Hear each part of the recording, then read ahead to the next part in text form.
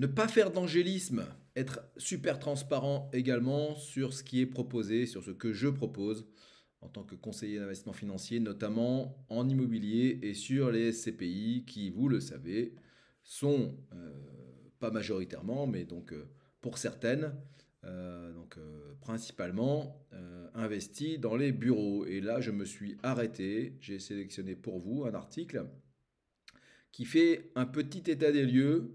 Alors si on fait du catastrophisme, euh, bah, on arrête tout, j'arrête la vidéo et puis on va pleurer. Mais je pense pas que ça soit le bon mindset, la bonne solution.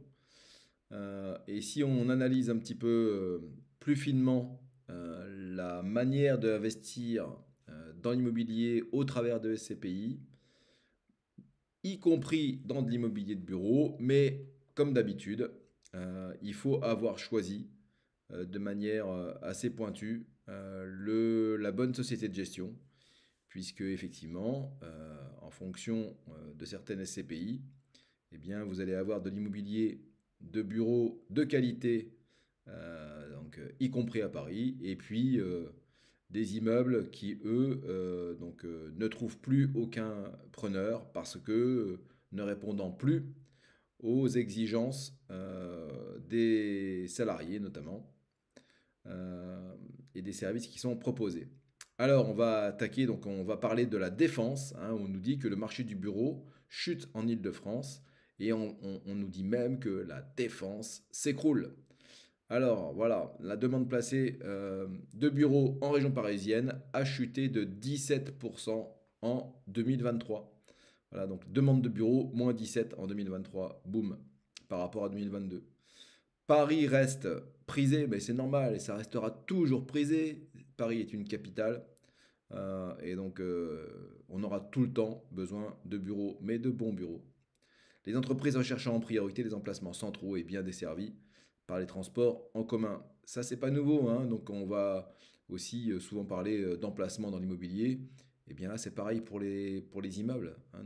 Si effectivement vous n'avez pas fait un peu attention à la répartition, à l'allocation, au patrimoine immobilier de la SCPI dans laquelle vous investissez, eh bien, on peut avoir des surprises. Par exemple, avec Perial, qui est Perial Grand Paris, par exemple, qui est quand même principalement investi sur Paris, eh bien, des relations et des échanges que j'ai avec les différentes personnes de chez Perial, je sais que les immeubles qui sont détenus par Perial ne sont pas des verrues.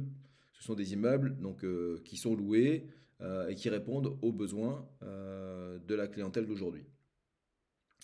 Donc entre une conjoncture économique difficile et une tendance de fond qui pousse les directions d'entreprises à réduire les surfaces de travail, le marché des bureaux franciliens accuse le coup. Donc là, on va avoir une description un peu noire, hein, mais réaliste, hein, là aussi, je le dis souvent, mais donc l'objectif du journaliste ou de la journaliste qui a écrit cet article, c'est aussi de faire de la vente, hein, de faire des vues, de faire le plus possible buzz. Et donc l'idée parfois c'est de faire un peu de catastrophisme. Donc en 2023, il ne faut pas non plus tomber dans l'angélisme, hein. La demande placée de location et vente à l'occupant a reculé de 17%, c'est ce qu'on disait. À 1,9 million de mètres carrés, j'arrondis, et un chiffre inférieur de 12% à la moyenne décennale. L'immobilier de bureau est bel et bien entré en phase de décroissance, estimé Xerfi dans une étude publiée début décembre. Donc on a moins de très grandes transactions, effectivement, a priori. Donc en réalité, c'est un peu dû aussi à la crise immobilière en général, hein. La situation est disparate selon les territoires. En quête d'emplacements centraux et bien desservis par les transports en commun, les entreprises continuent de plébisciter la capitale, où l'offre manque. Voilà, c'est bien de le marquer aussi. L'offre manque et les loyers se sont envolés. Effectivement, là encore, si vous choisissez la bonne SCPI qui a les bons immeubles, eh bien, que peut se permettre cette société de gestion? Elle peut se permettre d'augmenter ses loyers par rapport au niveau de qualité du locataire qu'elle va avoir dans ses locaux, puisqu'elle propose des locaux très haut de gamme. Elle va pouvoir augmenter les loyers, et ça a été le cas notamment pendant la période inflationniste, où pas entièrement, pas à 100%, mais les loyers ont été adossés à l'inflation. Donc seul Paris, hors quelques arrondissements, et la première couronne sud affiche des niveaux de demande placés supérieurs aux tendances de long terme, note Alexandre Fontaine, directeur du département bureau Île-de-France. Donc on voit bien qu'effectivement, sur certains points noirs à Paris, eh bien, on a des soucis.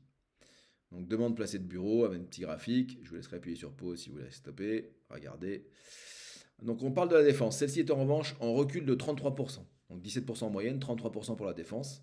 Hein, donc par rapport à 2022, 133 500 mètres carrés commercialisés. Et donc inférieur de 28% à la moyenne décennale, note Virginie Ouzé, directrice des études et de la recherche chez JLL. Donc pire score depuis 2014. Si l'on regarde un peu plus en détail, et c'est ça qu'il faut faire, la défense a souffert d'une baisse du nombre de transactions de grande taille. Il y en a eu 5 à 10 000 m² en moyenne en 2023, à comparer à 9 à 13 000 m² en 2022. Par contre, le marché a très bien fonctionné pour les petites transactions inférieures à 1000 m², tempère la spécialiste. Le quartier reste plébiscité pour sa desserte, des loyers abordables et de très importantes mesures d'accompagnement. Donc franchise de loyer, travaux d'aménagement pris en charge par le propriétaire. On nous parle aussi d'une opération record pour Stellantis. La première couronne nord, où la demande placée en 2023 a atteint à peine plus de la moitié de la moyenne sur 10 ans, suscite davantage d'inquiétude, d'autant que la production de bureaux y a été très forte ces dernières années. Le secteur situé en périphérie de la défense est également moins prisé. La baisse des loyers dans le quartier d'affaires rend les communes voisines moins attractives. Si l'activité a plutôt été portée l'an dernier par les transactions moyennes, 13 grandes opérations ont tout de même été conclues. Et donc Stellantis en fait partie, et notamment signé pour environ 39 000 m² de bureaux à Poissy dans les Yvelines. Thales 33 000 m², plus de 33 000 à Meudon-la-Forêt dans les Hauts-de-Seine. Et Publicis 27 000 m² dans le 17e arrondissement. Et dans le petit encart, Elsa Dicciari nous dit quoi? Eh bien donc que l'investissement en immobilier d'entreprise s'effondre en France. En 2023, plus de 11 milliards d'euros ont été engagés par des investisseurs en immobilier d'entreprise en France, bureaux, commerces, collectivités, entrepôts, selon Imostat. Un chiffre en recul de 57% par rapport à 2022. En Ile-de-France, l'investissement s'est monté à 6,8 milliards, un niveau comparable à celui de 2009, juste après la crise financière. Note JLL. Les causes de ce fort coup de frein dans ces derniers mois sont connues. J'allais dire moins connues. Sont connues. L'environnement financier a été mouvant et l'année a été marquée par énormément de retraits de produits du marché parce qu'acheteurs et vendeurs ne parvenaient pas à trouver de terrain d'entente sur les prix, indique Virginie Ouzé, directrice d'études et de recherche chez JLL. Les sociétés de gestion sont bien sûr confrontées aux mêmes soucis.